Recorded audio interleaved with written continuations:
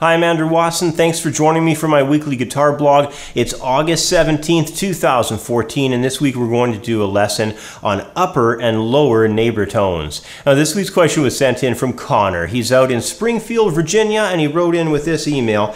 I'm trying to understand key signatures and intervals right now, and I was wondering about something called neighboring tones. These are supposed to surround chord tones, but I am not sure of the difference between uppers and lowers. Can you explain and maybe demonstrate the idea of upper and lower neighboring tones? Thanks for everything you do with Guitar Online, from Connor in Springfield, Virginia, USA. Well, thanks for writing in, Connor. Upper and lower neighbor tones are an excellent way to spice up the sound of a melody or a solo. Can be used in a lot of styles as well. And as the name implies, they can be added above or below each chord tone. Now, the process is very simple in that upper neighbor tones are basically the next scale tone above the chord tones, and the lower neighbor tones are the scale tones found 1/2 step below each chord tone. So let's zoom in on the guitar neck and check out exactly how neighbor tones operate around a few different quality chords. Well, in analyzing upper and lower neighbor tones, all we have to get used to is how each of them function around our chord tones. The easiest way to do this is through arpeggio patterns. Now, one of the reasons why guitarists sometimes are a little unsure of the application of things like neighbor tones and intervals and scale degrees and all that is because they'll all too commonly lack the skill when it comes to the knowledge of the arpeggio patterns on the neck and in the layout of scale degrees overall. So let's just begin having a run through a basic 1-octave major 7 arpeggio off the root of B at 7th fret 6th string. Here is how it works on the neck. We just have our root major 3rd, perfect 5th, and the major 7th, bringing us around to that octave. So root major 3rd, perfect 5th, major 7th, and the octave. And that gives us our chord tones of our B major 7 chord. Now, the next thing that we're going to do is break down the neighbor tones around the B major 7 arpeggio tones. So they would function like this. So we're coming in by way of a 1/2 step there. You just take notice now how the lower neighbors each occur 1/2 step below the chord tones. And this allows for the easy use, as you can tell what I'm doing here, some really nice embellishments through the application of, what I'm using is hammer-ons and slides.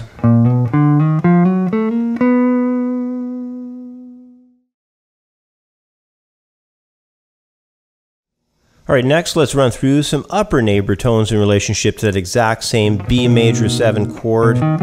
Here's the basic outline of the 1-octave B major 7 arpeggio. Again, remember it's root, major 3rd, perfect 5th, and then we have our major 7 to the octave. Well, next we'll go ahead and add in those upper neighbor tones. Here's how the B major 7 arpeggio sounds now with the upper neighbor tones added.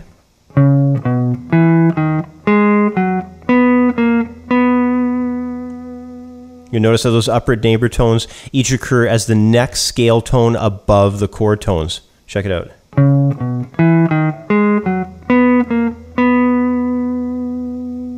You notice, too, that when they're combined with the use of lower neighbor tones, it can produce some very cool ideas, and not to mention more variety for the lead lines and the melodies that we'll play. Now, we'll do a demonstration of how this can be done at the end of all of the examples through the chord qualities. But next, let's move on to another chord quality.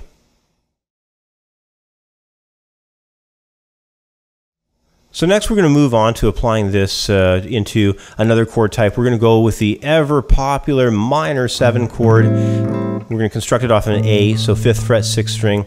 It's going to be an A minor 7 arpeggio off of that 6th string root at 5th fret position, and here's how it sounds.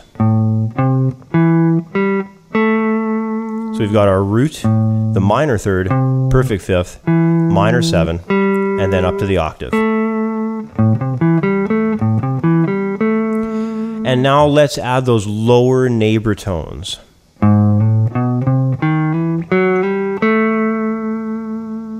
Here it is again. remember, each of the lower neighbors occur 1/2 step below the chord tones.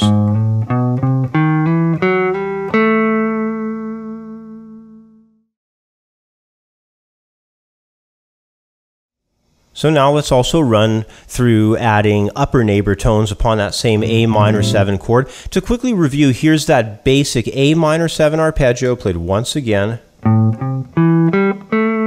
So again, root, minor 3rd, perfect 5th, minor 7, and the octave. Now here's the arpeggio tones played with their upper neighbor tones.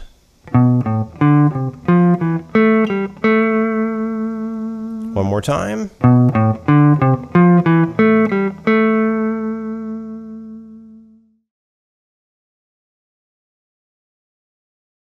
Well, before we wrap up, let's quickly check out how these neighbor tones can be applied to a guitar melody line. In my final example, I've recorded a rhythm riff on my loop pedal using that A minor 7 chord, and to go along with it, I've got a line that uses both upper and lower neighbor tones. Here's how the melodic idea sounds first on its own.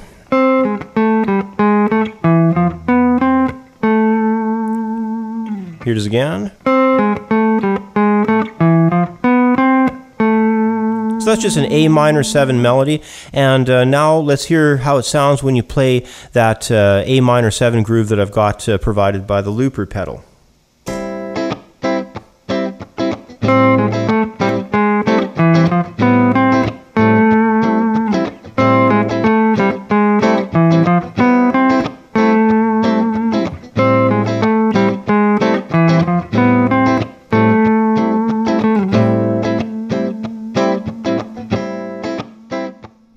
Well, you know, the use of upper and lower neighbor tones can be done around any chord, or can actually even be used with scales as well. And the way musicians apply the approach to these neighbor tones can most certainly vary.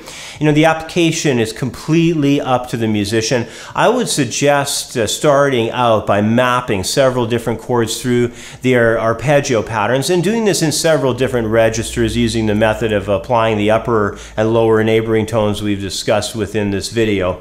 It's a great sound when it gets applied, and it really adds a lot of variety to solos and instrumental melodies in almost any type of musical style.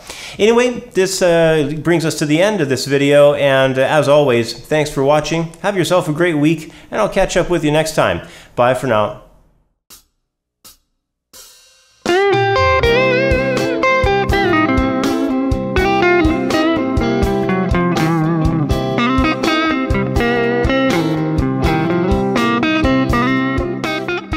Hi, I'm Andrew Wasson from Creative Guitar Studio.